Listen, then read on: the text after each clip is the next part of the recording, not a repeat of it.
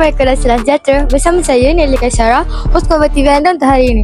Sekarang, kami berada di area hotel untuk menyaksikan program fashion show yang dianjurkan oleh Seni Reka Fesyen, Koleksi semua. So, jom kita tengok penonton-penonton dia.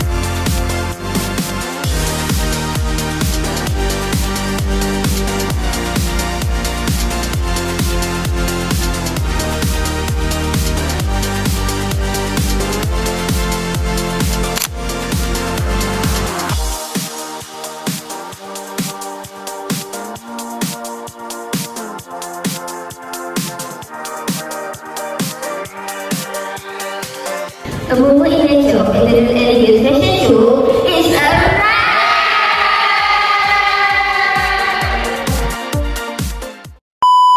Sekarang saya bersama Amina, Diploma 2 dari Seni Reka Fesyen. So, saya nak tanya satu soalan boleh? Boleh. So, soalan dia, boleh saya kongsikan kepada para pendengar tentang konsep serta inspirasi di sebalik busana yang dipakai hari ini? Okey. Sorry. Konsep yang saya pakaikan, yang saya gunakan untuk design hari ini, ia bertemakan daripada konsep Chinese fan. Itu kipas Cina yang tradisional tu. So, diinspirasikan oleh daripada teknik pleat dan white sleeve. Kalau semua tengok, saya punya design ada di bahagian sleeve tu memang besar dan banyak menggunakan teknik pleat.